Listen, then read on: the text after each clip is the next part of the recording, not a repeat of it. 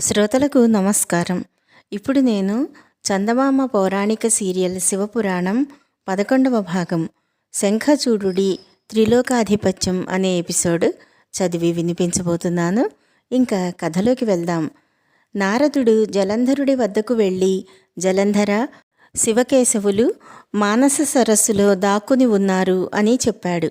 జలంధరుడు వెంటనే మానస సరస్సు చేరి నీటిలో మునిగి శివుడు విష్ణువు కోసం వెతకనారంభించాడు. ఈ సంగతి పసిగట్టి శివుడు విష్ణువు ఒడ్డుకు వచ్చి జలంధరుడు ఎప్పుడు పైకి వస్తాడా అని చూడసాగారు. శివుడి చేతిలో చక్రము, విష్ణువు చేతిలో త్రిశూలము ఉన్నాయి. మానస సరస్సు అంతా కలయ వెతికి శివ విష్ణువులను కానక జలంధరుడు ఒడ్డుకు వచ్చాడు. అప్పుడు అతనికి వారిద్దరూ కనపడ్డారు. జలంధరుడు వారు కనపడగానే సంతోషించి వారితో యుద్ధానికి కలయబడ్డాడు.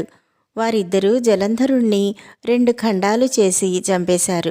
కశ్యప ప్రజాపతి కన్న కొడుకులలో విప్రజిత్తు అనే దానవుడు ఒకడు ఉండేవాడు. ఆ విప్రజిత్తుకు దంభుడు అనే కొడుకు ఉండేవాడు. దంభుడు విష్ణుభక్తుడు. దంభుడికి చాలా కాలం సంతానం లేకపోయింది. అందుచేత అతను బదరికాశ్రమానికి వెళ్ళి విష్ణువుని గురించి దీర్ఘకాలం తపస్సు చేశాడు. చివరకు విష్ణువు ప్రత్యక్షమై దంభుణ్ణి వరం కోరుకోమన్నాడు.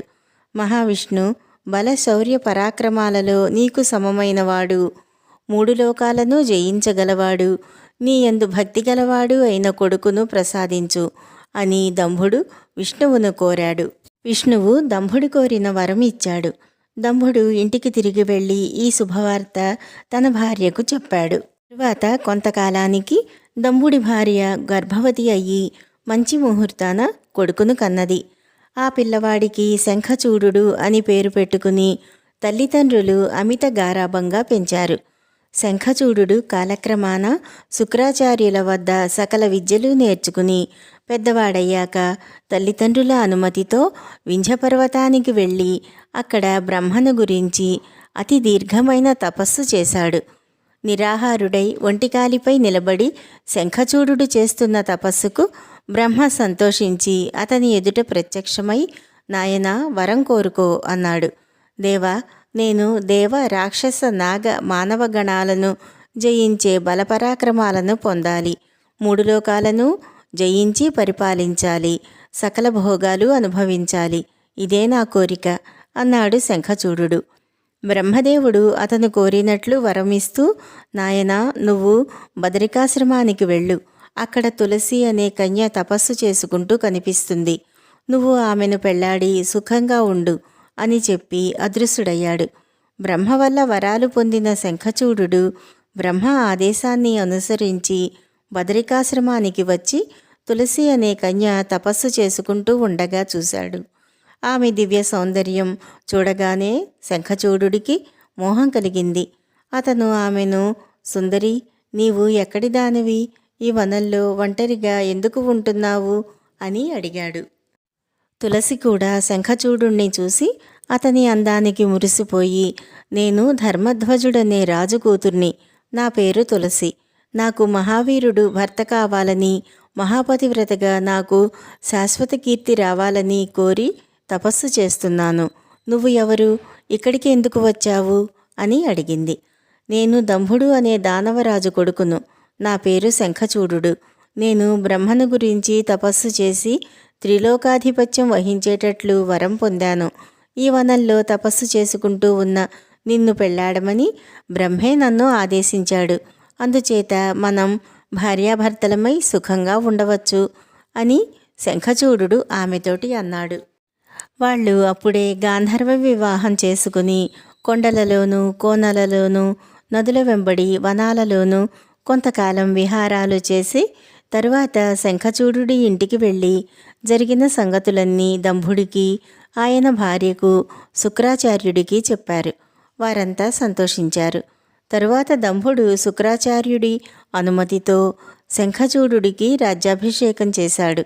శంఖచూడుడు తండ్రి నుంచి పొందిన రాజ్యాన్ని శుక్రాచార్యుడి సలహాలను అనుసరించి చక్కగా పాలిస్తూ దానవశ్రేష్ఠుడన్న కీర్తి సంపాదించుకున్నాడు. అలా అతను పరిపాలన చేస్తూ ఉండగా ఒకనాడు కొందరు దానవ ప్రముఖులు శుక్రాచార్యుడు అతనితో, రాజా, బ్రహ్మ నీకు అపూర్వమైన వరాలు ఇచ్చి ఉన్నాడు. పూర్వులకు దేవేంద్రుడు మొదలుగా గల దేవతలు అనేక ద్రోహాలు చేశారు. వాటికి ప్రతీకారం చేసే బాధ్యత నీపైన ఉన్నది. ముందు నువ్వు నీ సేనలతో వెళ్ళి స్వర్గాన్ని ముట్టడించి దేవతలను తరిమివేసి స్వర్గాన్ని వశపరుచుకో అని హితం చెప్పారు. శంఖచూడుడు వాళ్ళు చెప్పినట్లే చేయ నిశ్చయించి శుక్రాచార్యుణ్ణి మంచి ముహూర్తం చూడమని చెప్పి ఆ ముహూర్తానికి తన సేనలతో వెళ్ళి స్వర్గాన్ని ముట్టడించాడు.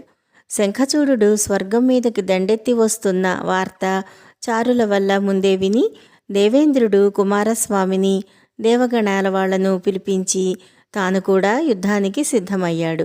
దేవగణాలకు దానవగణాలకు 40 రోజుల పాటు అహోరాత్రాలు దారుణమైన యుద్ధం జరిగింది. యుద్ధంలో వెనక్కు తగ్గటం అన్నది దేవతలలో కనిపించింది కానీ దానవులలో కానరాలేదు. దానవులు స్థిరంగా నిలబడి పోరాడుతూ ఉంటే దేవతలు యుద్ధభూమి నుండి పారిపోసాగారు. అది చూసి ఇంద్రుడు తనకు విజయం సాధ్యం కాదని గ్రహించి శంఖచూడుడికి బ్రహ్మ ఇచ్చిన వరాలు ఉండటం జ్ఞాపకం తెచ్చుకుని దేవసేనలను యుద్ధభూమి నుంచి మరల్చి తాను శంఖచూడుడి వద్దకు వెళ్ళి, శంఖచూడ, నువ్వు కశ్యప మహర్షి సంతతివాడివి. నీ శౌర్య బలపరాక్రమాలకు ఎంతో సంతోషించాను. నువ్వే త్రిలోకాలను పాలించు, మేమంతా నీకు సహాయం చేస్తాం అన్నాడు. శంఖచూడుడు అందుకు అంగీకరించి, దేవేంద్ర, నువ్వే నా ప్రతినిధిగా ఉండి నా ఆజ్ఞకు లోబడి పరిపాలన సాగించు అన్నాడు. తరువాత అతను తాను త్రిలోకాలకు అధిపతినని ప్రకటన చేసి తన రాజధాని అయిన శోణితపురానికి వెళ్ళి అక్కడ నుంచే లోకాలన్నింటినీ పాలించసాగాడు. దేవేంద్రుడు మొదలైన వారు రోజూ అతన్ని సేవిస్తూ అతని ఆజ్ఞలు నిర్వర్తిస్తున్నారు. అయితే యజ్ఞయాగాదులు చేసేవాళ్ళు హవిర్భాగాలను ఇంకా దేవేంద్రుడు మొదలుగా గలవారికే ఇస్తున్నారు. ఆ హవిర్భాగాలు దానవులకు ఇచ్చేదాకా ఋషులను బ్రాహ్మణులను బాధించమని శంఖచూడుడు తన దానవ మూకలను హెచ్చరించాడు. వాళ్ళు వెళ్ళి యజ్ఞయాగాదులను ధ్వంసం చెయ్యసాగారు. ఋషులందరూ విష్ణువు వద్దకు వెళ్ళి, శంఖచూడుడు పెట్టే బాధలు పడలేకుండా ఉన్నాము, వాణ్ణి ఎలాగైనా చంపి మమ్మల్ని కాపాడు అని మొరపెట్టుకున్నారు. శంఖచూడుడు నా అంశన పుట్టినవాడు. అతని భార్య తులసి లక్ష్మీ అంశన పుట్టింది. అందుచేత నేను శంఖచూడుణ్ణి చంపను, మీరు శివుణ్ణి ఆశ్రయించండి అన్నాడు విష్ణువు. అప్పుడు ఋషులందరూ కైలాసానికి వెళ్ళి తమను శంఖచూడుడు పెట్టే బాధల నుంచి కాపాడమని శివుణ్ణి వేడుకున్నారు. శంఖచూడుడు మొదలైన దానవులను తాను చంపుతానని మాట ఇచ్చి శివుడు వారిని పంపేశాడు. ఈ సంగతి తెలిసి నారదుడు శంఖచూడుడి వద్దకు వెళ్ళి, నిన్ను చంపుతానని శివుడు ఋషులకు మాట ఇచ్చాడట. ఆయన హఠాత్తుగా రుద్రగణాలతో వచ్చి పడేదాకా చూస్తూ ఊరుకోక ముందు నువ్వే సర్వసైన్యాలతో దాడి వెళ్ళి కైలాసాన్ని ముట్టడించి శివుణ్ణి జయించు అని సలహా ఇచ్చి వెళ్ళిపోయాడు. శంఖచూడుడు నారదుడి మాట ప్రకారం తన సేనలతో వెళ్ళి కైలాసాన్ని ముట్టడించాడు. అది చూసి శివుడు అతనితో యుద్ధం చెయ్యటానికి భద్రకాళిని, వీరభద్రగణాలను, కుమారగణాలను నందిచేత పిలిపించాడు. రుద్రగణాలకు దానవ సేనలకు యుద్ధం ప్రారంభమయ్యింది. శివపురాణం కొనసాగింపు కథను తరువాయి భాగంలో తెలుసుకుందాము. నమస్కారం.